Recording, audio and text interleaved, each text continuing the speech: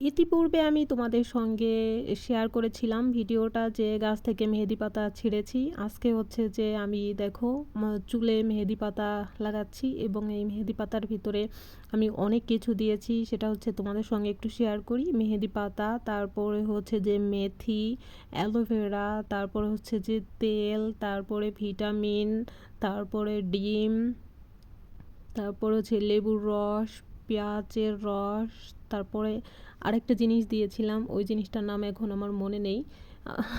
অন্য এক সময় তোমাদের সঙ্গে শেয়ার করব যখন মনে পড়বে। এটা দিলে আমি আগে হচ্ছে যে আমি যখন এই যে করোনা প্যান্ডামিক আসলো না, এর আগে আমি থেকে অনেক দিতাম, কিন্তু করোনা প্যান্ডামিকের পর থেকে আর আমার চুলের কোনো যত্ন নেওয়া হয় নাই। কারণ হচ্ছে যে আমাদের বাসায় একজন ভাড়া থাকতো, বুঝছো, ওনাকে আমি দাদু বলতাম। তিনি হচ্ছে যে একটু মুরব্বি টাইপের।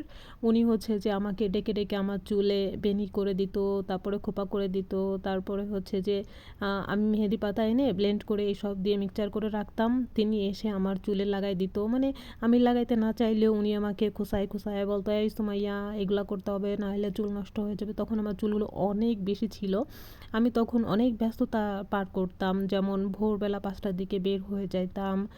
তখন টিউশনি, কোচিং, ভার্সিটি ক্লাস সব কিছু মিলে বাসায় আসতে আস্তে আস্তে মনে করো যে 1টা 2টা বেজে যাইতো।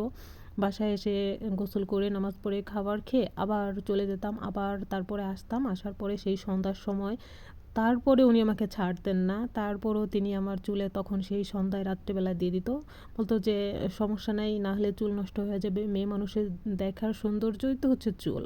আমি বলতাম চুল নিয়ে আমারও তো প্যারা নাই, আমার চুল নিয়ে মানে ছোটোবেলা থেকে কোনোদিনও প্যারা ছিল না, এখনও কোনো প্যারা নাই। আমার মন চায় যে আমি চুল কাইটে কাত পর্যন্ত করতে পারলে আমার খুব ভালো লাগতো, ঢিঙ্কা চেক্কা এ এ এ বুঝো নাই। কিন্তু আমি এইগুলো, হায় হায় দেখো এই যে গ্লাভসটা ছিঁড়ে ফেলছি টান দিতে যাইয়ে, এখন তো আমার হাত লালু হয়ে যাবে। হাত লালু হইলে একদম ভাল লাগে না জানো, বিচ্ছিরি লাগে আমার কাছে। অনেকে হাত লাল করে, আমি এটা পছন্দ করি না। আর দেখো ওই যে মানে প্রচণ্ড তাপে কি হইতেছে, ঘেমে যাইতেছি, মাথাটা একটু ঠান্ডা করতেছি, বুঝছো, একটু বাতাস নাই।